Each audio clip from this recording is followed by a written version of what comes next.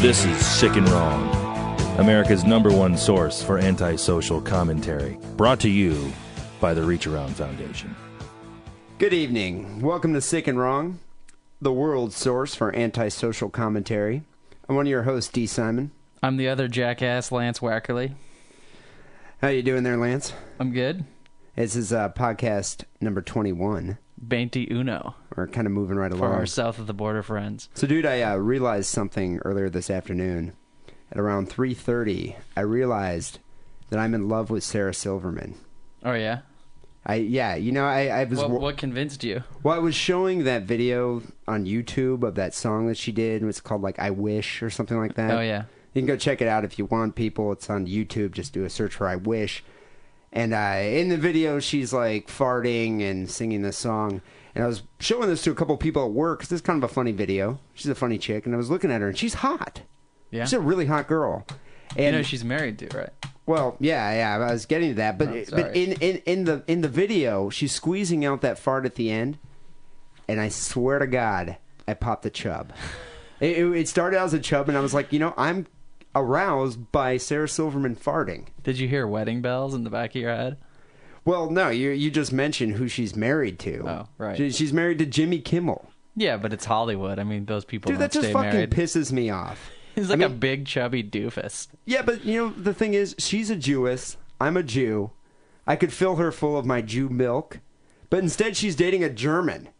That's what he is? Kimmel? Kimmel, dude. It sounds like Himmler. Doesn't it? Look how similar that is to Himmler. Don't you think that should bother her? I mean, I guess he has a fetish. Yeah, I guess he has a lot of money. Yeah, maybe she has some kind of weird, sick Nazi fetish. He could crush the Sick and Wrong program with his, his media empire pinky. Well, I don't want to prolong this, but I just want to say that I am madly in love with her, but Sarah Silverman, if you're listening to Sick and Wrong, leave Jimmy Kimmel. You don't want to date some stupid kraut. Stay with your own kind. And then leave your own kind and come over to the Lance Wackerly side of the bench. You'd never satisfy her. You never would. As I mentioned before, it's podcast 21 here, and we have a lot to get through, some great articles, and a lot There's of no fucking around today. We gotta go. There's no fucking fast. around, seriously. We're on the schedule here. We're fucking around talking about not fucking around. Yeah, sorry. I know. We've been getting a lot of emails, so we have a lot to get through. One thing in particular I wanted to talk about, I discovered the coolest video game I think I've seen in months, maybe a couple weeks since Maybe yesterday. some days. I don't know, but I was just looking on the internet, and there's a bunch of blogs writing about this game. It's called the Super Columbine Massacre RPG, and it's a video game about the Columbine Massacre, which occurred in Colorado. Littleton, Colorado. In Littleton, Colorado. Wait, was it Columbine or Littleton? Littleton. Oh, okay. The school is called Columbine High School. Oh, all right, sure. So it's a video game about the massacre, where you actually get to be the two guys, Dylan Klebold and Eric Harris, who actually committed the crime. I love that name, Klebold. Klebold, yeah, it doesn't just sound evil. Sounds like something from Dungeons and Dragons. Well, I guess the video game reopens old Columbine wounds. Parents of victims are horrified, and the creator of the game says it's for quote-unquote real dialogue. It's an internet-based computer game that puts players in the army boots and black trench coats of Eric Harris and Dylan Klebold, the trenchcoat mafia, as they kill Columbine High School classmates. I guess it's attracting a lot of attention and sparking controversy. Go check it out at http://www.columbinegame.com. It's called the Super Columbine Massacre, and you could just download the game right from the website. It mixes cartoonish scenes with actual photographs of Harrison Klebold, pictures taken from newspapers and television stations, and, this is the best part, is excerpts from their writings, which I think were very detailed and succinct. But the game's creator agreed to an online interview. I think he's been interviewed by several different newspapers. He said he wanted to create something profoundly unique and confrontational that would promote a real dialogue on the subject of the shootings. But I guess that didn't placate a lot of the Columbine families who think the guy is just a Nazi. They think this dude is just evil. I wonder if any of the people there have played it. I don't know, but several of the parents said, this guy Brian Rohrbaugh said, we live in a culture of death. his son was gunned down on a sidewalk right outside the school. So it doesn't surprise me that this stuff has become so commonplace. It disgusts me. You trivialize the actions of 2 murderers and the lives of the innocent. But I guess the creator's defending himself by saying, behind all the pixels is a fact that people really died, including 2 angry boys who were at times very thoughtful, sensitive, and intelligent young men. Yeah, I think they're very sensitive to the needs of others. But yeah. But what does that father think about, like, the fact that it was all over the news for months and months talking about the massacre? Does he have a problem with that too? Well, yeah, that's the thing. It's like this is just a different media outlet. Exactly. Like, you'd think he'd take issue with the sensationalist reportings. I mean, there were like blood spattered images all over the media Forever. Yeah, for a long time. And then there were like Bowling for Columbine came out, and what was that other movie? Elephant. Right. That dealt with it. So it's like, this is just one other form of media. People just hate video games. But now, I actually didn't get to play the game because it's a PC-based game. I use Macs. And you have a Mac. And I have a Mac. You're a faggot. I'm one of those Mac homosexuals. Macosexuals. But Lance downloaded the game, and I was checking it out. It kind of looked like... The characters look like from a Nintendo game or something, like Legend of Zelda. Yeah, it's like it's an 8-bit role-playing game like you used to play on Nintendo, The With first, RPG. not even the Super Nintendo, just the like old school Nintendo. Yeah, but did the old school Nintendo could you use real photos in it? Because that's what I find impressive about this game is the game uses real photos taken from inside and around the school, and there's scenes like images from the cafeteria, the locker room. There's bloody pictures of Harrison Klebold. It has all the elements that you need in a video game, But as I mentioned before, I didn't actually get to play the game, so you played the game. Give me your review there, I'll just give you some highlights. I don't know if you ever played an RPG before, but there's lots of reading text, especially these old school ones. It's when you fucking walk around, you engage in discourse with all the little characters. The first little piece of text, Eric Harris's mom is waking him up, and she says, "Eric, get up. You're going to be late for bowling class." I don't know if you remember, but they were both in bowling class together. Is that how they met? Yeah. My high school didn't offer bowling. Yeah, but if you think... If my high school offered bowling, that'd be one less reason to shoot it up. Yeah, but I guess I can kind of see bowling's kind of a violent game. I imagine it kind of drew the 2 violent souls together. Crushing those pins with Crushing the big black ball. Yeah, the white pins. Yeah, I'm not going to get into that too much. But there's a bunch of other shit in there that I thought was funny. Actually, this game was informing me facts about the case that I didn't know about. So they had nicknames. Did you know that? No, the 2 shooters did? Yeah, they gave each other nicknames. Eric, they both called Eric Reb, like Rebel, Johnny Reb. And Klebold, they both referred to him as Vodka, or just V. V. Yeah, and there's also a lot of good... So they kind of go through all of their musical tastes, but it's like crappy 8-bit MIDI music. Yeah, it sounded like MIDI music when I was watching There's MIDI versions of Nirvana, a couple Nirvana songs, KMFDM, I don't know if you remember them. Marilyn Manson. There's even a Radiohead song. Yeah, when I was watching it, they were playing that "Sweet Dream" song, but like a MIDI version of Marilyn Manson's version of "Sweet Dreams." It sounds like shit, and they just loop them so they keep going over and over again. But it's classic video game music, right? Well, it says here that when a player begins the game, you're met with directions and with the following statement: "Welcome to Super Columbine Massacre RPG. You play as Eric Harris and Dylan Klebold on that fateful day in the Denver suburb of Littleton. How many people they kill is ultimately up to you." Yeah, see, when that kind of text comes on, that's when I'm just mashing the button to not even to get past it as fast as possible. So what's the object of the game? Just to go through the high school and just blow people away? Well, here's another... I forgot that they tried to plant some propane bombs in there. So first you go plant the bombs and you set the timer, and you got to find the bombs first and find the guns. Before you actually go in on your... Or after you set the bombs and then you're on your way back to... shoot the place up. This is the best speech in the game, I thought. This is Eric Harris, or Reb, says, "Man has ruled this world as a stumbling, demented child king long enough. As his empire crumbles." Yeah, it's probably more like, "As his empire crumbles, my precious Black Widow shall rise as his most fitting successor." No wonder you're so angry. So I assume that's one of his the writings that they used. Sounds like some angsty teen, preteen. diary type shit. It says in this article here that there's another quote that was used in the game, also taken from Harris's writings. It says, "Don't follow your dreams or goals or any of that shit. Follow your fucking animal instincts. If it moves, kill it. If it doesn't, burn it."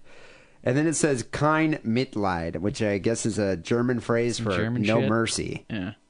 Which I find kind of funny.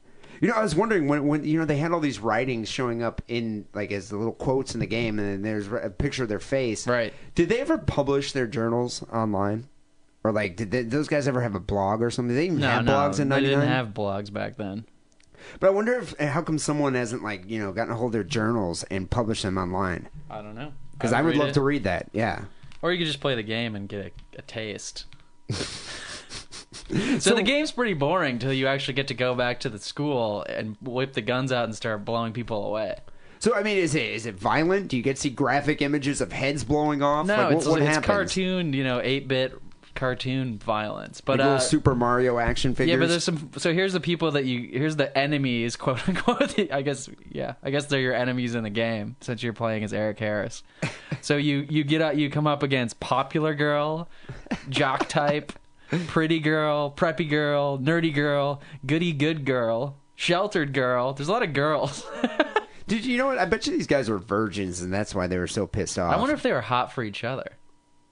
Well, they could have been, and that's why they were pissed off. One of the enemies. I mean, they're shooting popular girls up. I mean, yeah, but one of the enemies is openly gay man. And so when you play an RPG and you kill somebody and they drop some thing that you take and you use later. So the openly gay man, after you kill him, he drops a hot dog. He drops a hot dog when you kill him? I don't know where he drops the hot dog out of, but I thought that was funny. You know what I think? I think they were virgins and they were upset about it, and that's why. It was a reaction to not being able to get laid. I mean, how do you deal with it? It's very difficult to. It's so hard to refrain from going to work and not blowing everyone away. I just masturbate a lot. I recommend people go check out this game. It's worth it just for the bizarre historical humor factor. Well, it's fascinating. I guess you didn't play it all the way through. But no, dude. It's yeah, I know it's looked kind of boring and just kind of it's just one of those simple base games. But I guess it says at the end when the at the end of the game, after spotting police from the library window, Klebold and Harris take their own lives, and when they die, the screen rolls through a photo montage that includes crime scene photos of the dead shooters and images of students running and crying and consoling one another. The images of Klebold and Harris were taken from childhood to high school. Finally, the game starts back up with the two in hell fighting off demons that look like bad guys from the computer game Doom. Oh shit, dude! And then maybe I do have to play it to the end now, just to and see then that part. In hell they find Friedrich Nietzsche. But for no other reason than the simple fact that it's kind of an interesting game. You might as well check it out just because of the controversy it's created. Plus, dude, it's free. People, go check out the website, ColumbineGame.com. Download it, play it yourself, and when you're there, check out the forum because the forum is hilarious. It's a bunch of different people. It's a bunch of people sending some real vitriol. It's great. Yeah. I mean, they're just really pissed off. But we got to move on. As I said before, we have a lot to get through today. Let me just recap how Sick and Wrong works. Sick and Wrong, the podcast, is a competition between me and Mr. Wackerly here. We scour the internet and various media outlets trying to find the most disturbing news item of the week. We present it to each other and to you, the listening audience, and the person with the most disgusting article, as voted by the listeners, wins a case of beer. I think I might have won last week, although you did get a few votes for that 11-year-old girl. Yeah. I'm impressed. You did get a couple votes. But, so I think you're starting it off this week? Sure. Yeah? Yeah, I think so. All right, well, let's go. Article 1 here for Podcast 21.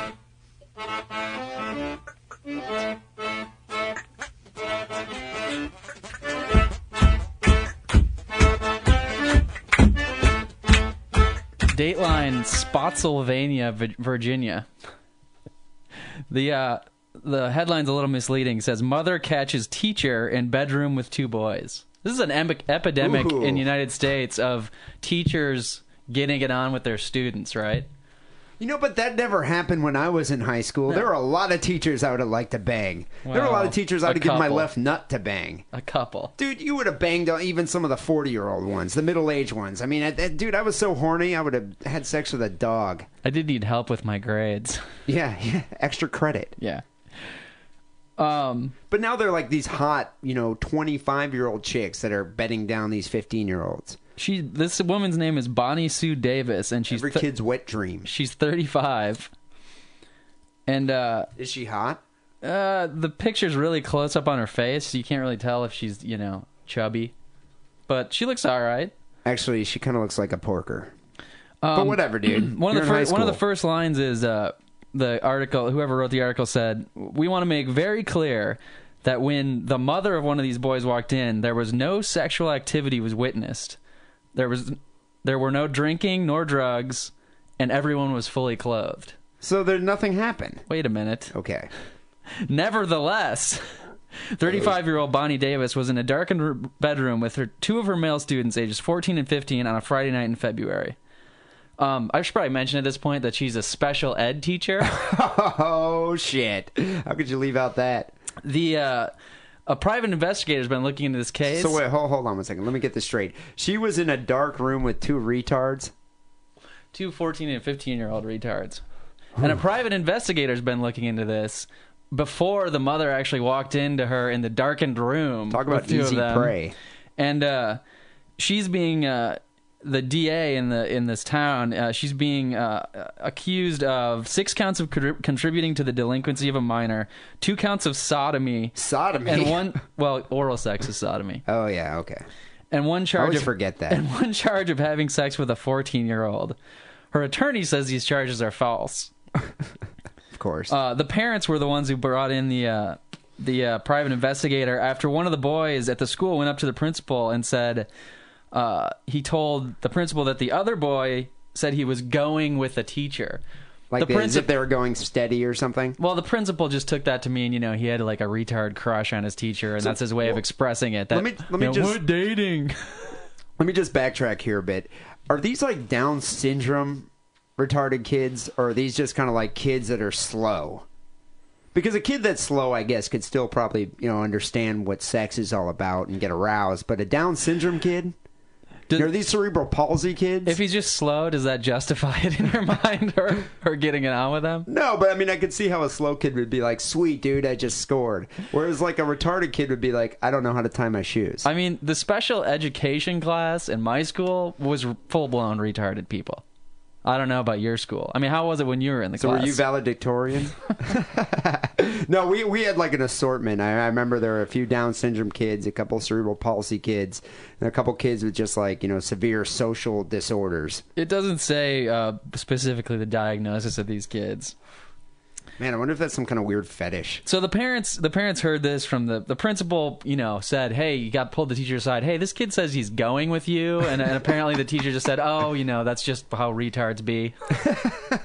They say that about everything. And the principals thought that was fine. The parents, however, hired this private investigator who sort of looked into the case. And then he finally reported his findings to the Commonwealth attorney, which I guess is like the DA down there. And that's where it is now. She's being accused of 6 counts of contributing to the delinquency of a minor, 2 counts of sodomy, and 1 count of having sex with a 14-year-old. So she gave head to these retarded kids. Well, she's accused of it. God, is this woman married? It doesn't say. Because I would be pissed if I was married to her, and I'm like, "You're having sex with retarded kids instead of me." Here's the funniest part. Here's how this writer closes out his article. The question is, should the sheriff's office have been notified a full month earlier, because the private investigator or the principal found this out a month before the private investigator found out? So I wonder if he was conducting his own investigation. The principal? He Sounds doesn't say. like it. But here's how the article ends. The question is, should the sheriff's office have been notified a full month earlier by the principal at Cortland? And I say to that, no. The question is, why would a woman have sex with a retard? I think that is the driving question. Nay, 2 teenage retards. That's the question. I'm going to smack this reporter around a little bit. Is that called like a retardatoire? There's got to be some menage a tard. Does any listener know French? They can get back to us on that. Yeah, menage a tard. I don't know, dude. That's just pretty disgusting. I wonder. Do you think she's going to do jail time for this? Well, we got to see if she's accused yet, right? So is she still working there? Did they fire her? Is she on suspension or leave? She's on suspension, I'm pretty sure, but I didn't read this article that closely. I have to admit. You know what's kind of funny? It's like, I wonder if the other kids in that special education class were like, God damn it, I didn't get any ass. Right. Pissed. That teacher's a bitch. No, what is it? Fucking twat. What is it? A girl who have sex with everybody and you is a bitch, and a girl who has sex with everybody but you is a whore. Oh, So that okay. teacher's a whore. God, I wish that would have happened in my high school. So on the sick and wrong scale, I guess it's kind of sick and wrong. It fulfills both criteria. It definitely fulfills both criteria. Yeah, I mean, these kids were, not only were they underage, they're retarded. So Bonnie Sue Davis must be a lonely, lonely woman. I don't know. That's all I can say. Or she definitely has an active sexual imagination. Yeah. I don't know. What if she was your girlfriend? That's what I was saying. If she was my wife. Yeah, what if she does have a boyfriend or a husband? Like, what the fuck are you doing? Dude, in that circumstance, I would have to choke a bitch. And I don't sorry, tend to do I'm that sorry. unless the circumstances are severe. I'm sorry, Steve. You're just not retarded enough to satisfy me. Yeah, I wonder how mentally disabled her husband is. Yeah, I don't know. So on the sick and wrong scale, I'm going to have to give that, I think, an 8.4. I'll give it an 8.6. An 8.6. Yeah. Well, we invite you to vote on this article, Sick and Wrong Podcast, I think this one's going to kill with at the audience. hotmail.com. I think this one's going to kill with the audience. I think it's going to be a popular one. But wait, We'll see. you haven't heard mine yet. We shall see.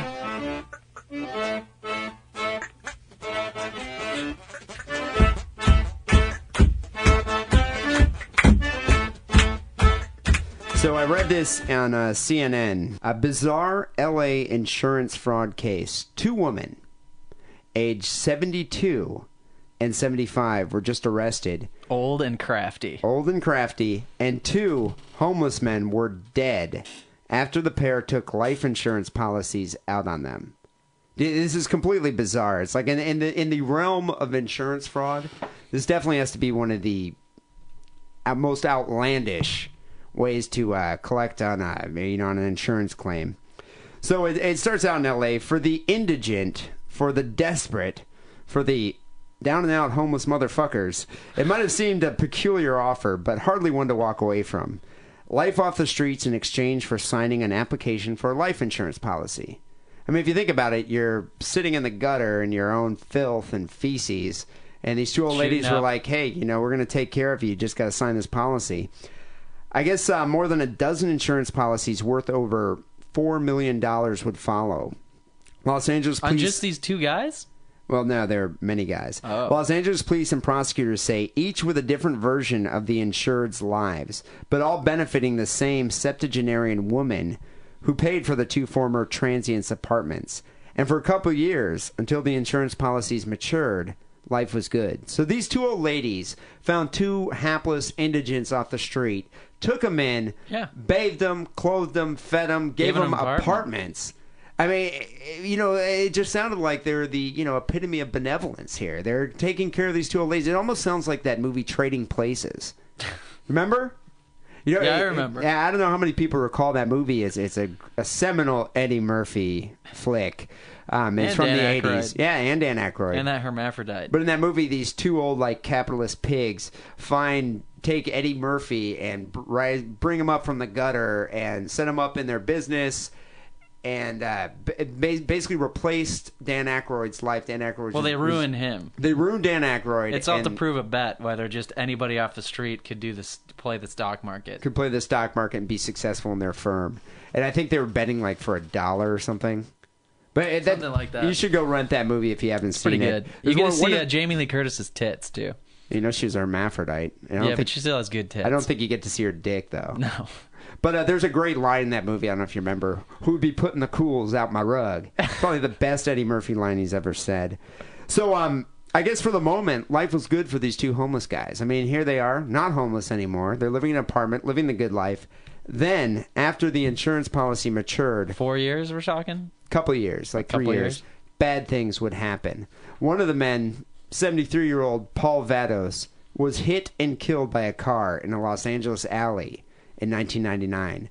The second man, 50-year-old Kenneth McDavid, was also run down in a hit and run. His body was found in an alley.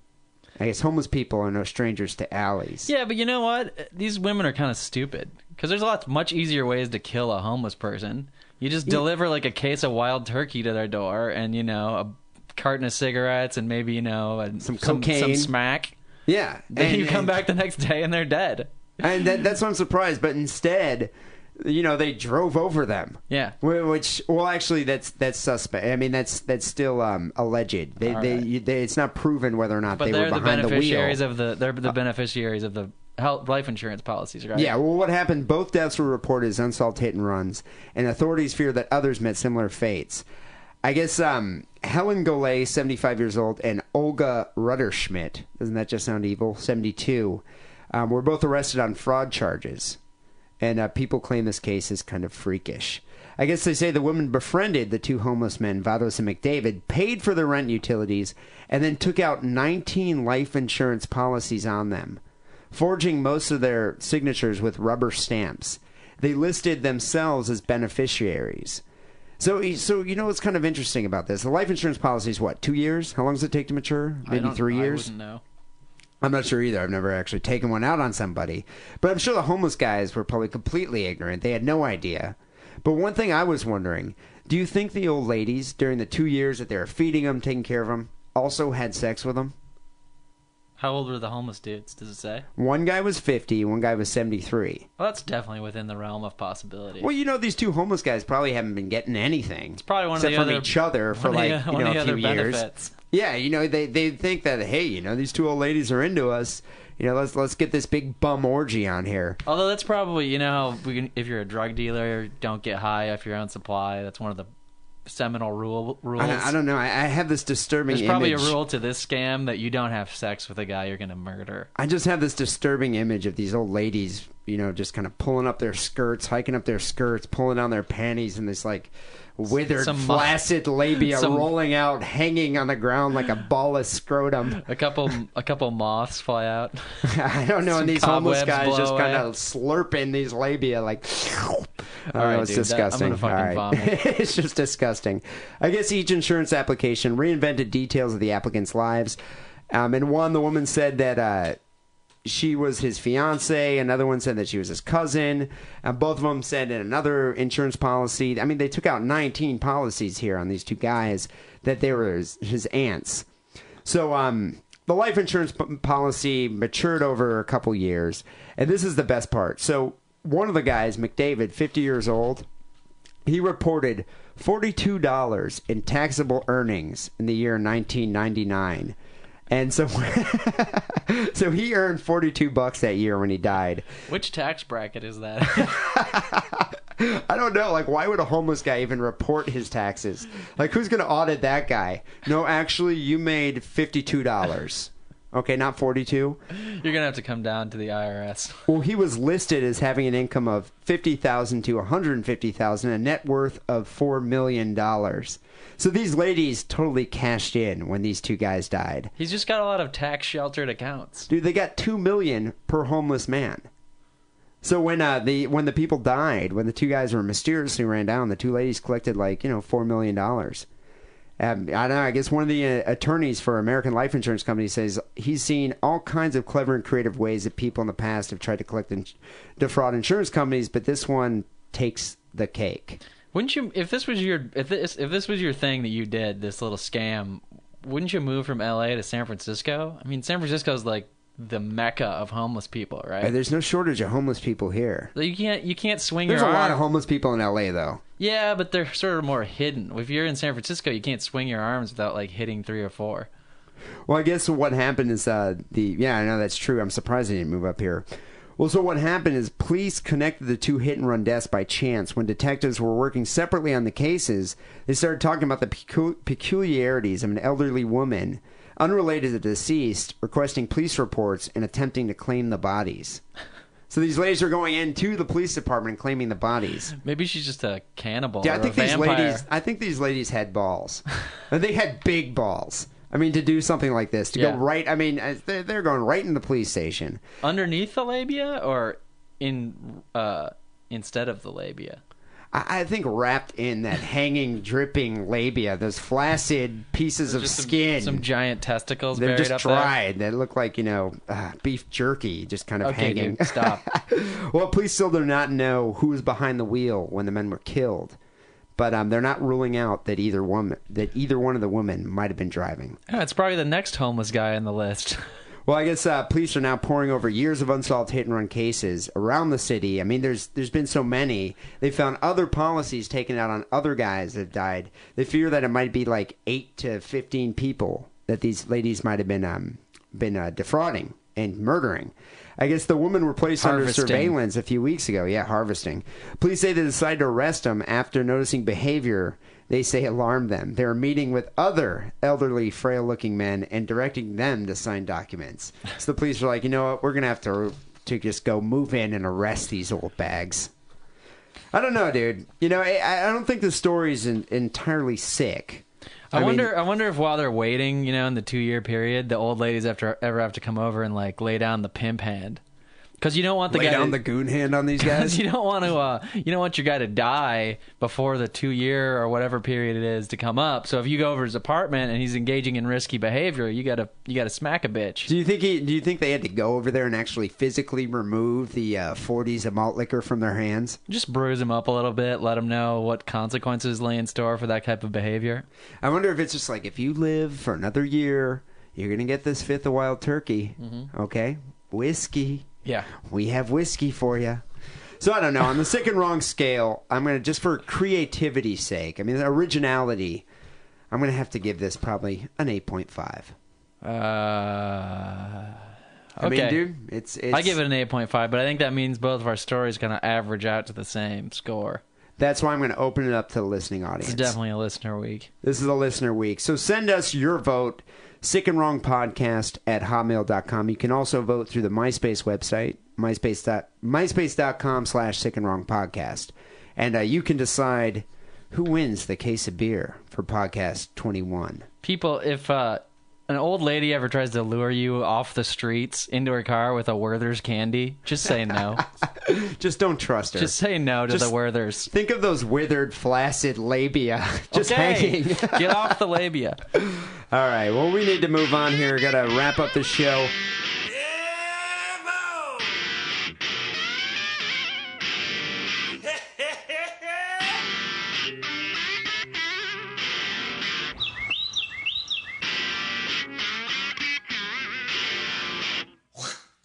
One thing we've been doing at the end of the show, we've been getting all this listener email, and I want to thank everyone for emailing us. We got an email here from a guy named Dave, who I believe must be English, because he helped us out with some terminology that we were confused about in the last podcast.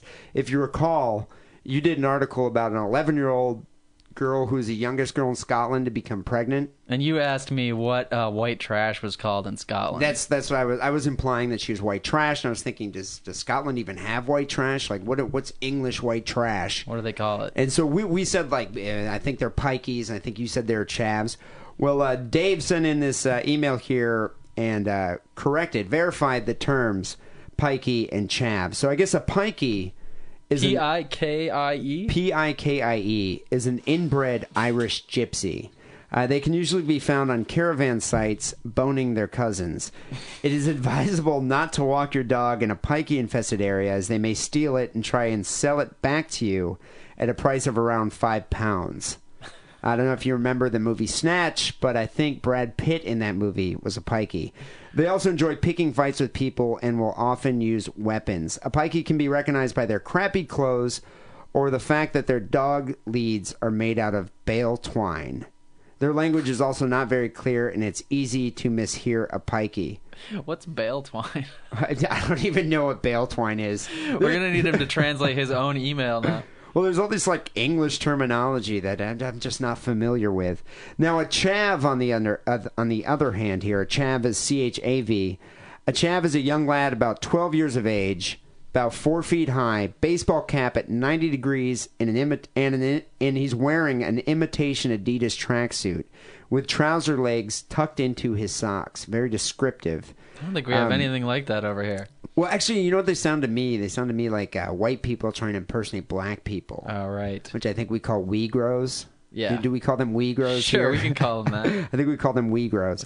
Well, this lad is strutting around, cigarette in one hand, cheap gold jewelry all over the other, outside McDonald's, acting as if he is 8 foot tall and built like a rugby player. You know what I've heard about the chavs? This is one thing I do know. Have you ever heard of the happy slapping epidemic? Isn't that a chav thing? It's a chav thing. They use their camera phone. They'll just stand outside of a department store or something, and somebody will walk out, just unsuspecting. They'll go up and just slap them across the face, record it on their camera phone, and then they just run off. And they email it to their friends. Yeah, and then they put it on the internet. You know, I was reading about it. It's slap. like epidemic. It's an epidemic in the UK. And I read some report about where the reporter was saying, it's probably going to happen in the U.S. And I was like, that happy slapping would never happen in the U.S. I defy someone to come to Oakland, California, and go happy slap some guy in East Oakland. Yeah. You know what's going to happen? You're going to get shot. Yeah. People don't have guns in England. Yeah, you're right. That's why that happy slapping would never become an epidemic here in the U.S. Dude, we would blow that motherfucker's face off. Right. And not to mention, if I ever got slapped by someone just randomly, I would, seriously, I don't even care. I'm not a big guy, but I would try to beat the shit out of the dude. I mean, would you? Yeah, I would try and grab him at least. But the thing is, they run off. That's why having a gun is what's the key point of being in America and not being happy slapped. I don't think you ever would. But Dave, I would like to thank you for clarifying these two terms, pikey and chav. I guess there's one other term too that was included in another email here. Packy. Sounds like pikey, but it's different. But P-A-K-I is a derogatory term for a Pakistani. Oh, all right. Yeah. So you know what's kind of interesting is the way the various kinds of white trash are delineated. There's different terms for all the different kinds of white trash. Here in the U.S., we just pretty much call them mullets, heshers, pickers. Picker's a term. Gritter, dirt. Where I grew up, we called white trash. Where I grew up, we called them Millsers because they were all from Mills Township, which is right outside of like the normal town. The normal town, yeah, that's kind of what it sounds like to me. But it's just interesting that they have all these different terms. It's very differentiated and classist over there. But they still didn't clarify my question is, what's Scottish white trash? So, people, if you know that, send us an email, sickwrongpodcast@hotmail.com. Another guy who wrote in, a guy named Daniel, D-A-N-Y-A-L, Daniel, I think his name is. Daniel. Yeah, but it sounds like an English version of the name Daniel. All right. Daniel, come here, boy. Nice accent. Daniel, what are you doing? Daniel, pop over for a bit. Don't hang out with those hooligans, Daniel. Stay away from the chavs, Daniel. Come over here and have some sweets, Daniel. Well, anyways, Daniel wrote in, and he clarified the term pikeys, and he also mentioned that the term packies as well. And the other thing that I find noteworthy here about Daniel's email, which I find kind of funny because it's the first request of this kind here at Sick and Wrong, is Daniel asked us to propose for him to his girlfriend. Which I find kind of interesting. I guess Daniel's girlfriend listens to the show. So Daniel wants us to say this. I guess I'll say it right now. Sophie, Daniel loves you and wants you to marry him. So, Sophie, if you're listening, Daniel loves you and wants you to marry him. Are we endorsing this proposal, or are we just transmitting this message? Well, you know what? I'm not quite sure. I'm not quite certain on this. But what I find fascinating is, didn't something like this happen on the Ricky Gervais show? Yeah. I'm a huge fan of that podcast. Well, yeah, it's the most popular podcast of all time. I recall someone asking Carl to propose for them. Is this like some kind of new podcast phenomenon? I guess so. I mean, I have to say, I think it's a bad idea. What are you going to do down the road when you're married and you have kids and your little girl asks, "Daddy, how did you propose to Mommy?" Well, I asked her to marry me on a podcast. Well, you know what I find even... She's going to laugh in your face. Well, what I find even more, derisive is the fact that he's asking us to propose for him. So these two asshole Americans who do a podcast about guys raping babies... Wives murdering their husbands. Yeah, and woman fucking retards. He's like, hey, would you guys mind proposing for me to my girlfriend? Like, how romantic is that? Like, you think about all the numerous ways that you could propose to your girlfriend, like engagement ring in the champagne glass. Engagement ring in the champagne glass. That's classy, dude. Or will you marry me in skywriting, or at the jumbotron at the baseball game, or the soccer game if you're in England. But here he's asking us to propose for him. How would you take that as a woman? Badly. And what happens if we don't post the podcast in time and she meets somebody else? It's not like we're doing this live. Yeah, exactly. I don't know. And there's many speed bumps in this. But then plan I wonder, that Daniel seems like a fine old chap. But I wonder, good show. I wonder, how worthy of a husband he would be. I mean, he listens to this podcast. Hey, maybe it's on a regular basis. Maybe it's a match made in heaven. They both think this is something cool. It could be. Actually, Sophie sounds like a pretty cool chick. If she listens and enjoys this podcast, she must be kind of cool. So we have a female listener? I just picture an English girl with no teeth. Yeah. Isn't that kind of nice? Yeah. I don't know. Well, anyways, Sophie, you might want to think twice about it. Daniel mentioned as a fourth thing that he thinks we're a bad influence to him. He recounts this story about he got pissed off with an old friend, went over to his house, and took a shit in the tank of his toilet, which in our parlance means he upper decked his buddy here. The upper tank of the toilet. Yeah, in the upper tank, he upper decked him. Well, he sounds like marriage material to me. Yeah, any guy that's willing to do that. I wonder if he did it for his girl. Actually, he says right here that the guy took a beer from his fridge without asking.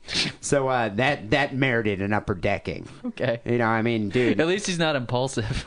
Lance, you steal one of my beers? I swear to God, I'm taking a shit in the tank of your toilet.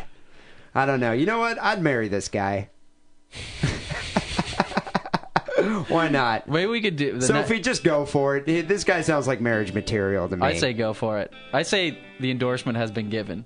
I say you have our blessing. You have our blessings. Mazel tov on the upcoming marriage. Although I draw the line at doing the actual marriage on the podcast. Yeah. I draw the line at that, too. We're not doing that. So don't ask. I draw the line on that, too. On that note, we got to get out of here. I'd like to thank Daniel and David for sending us in emails. People, make sure you email us as much as possible. Sick and Wrong Podcast at hotmail.com. Send us your own sick and wrong stories, because we'll talk about them here on the podcast. We like to do that. Also, I'd like to thank the Reach Around Foundation for sponsoring this fine program. I don't think they ever actually listened to this program. I hope they haven't taken insurance policies out on us. I'm worried about that. Until next week, take it sleazy. Have a good night. Good night.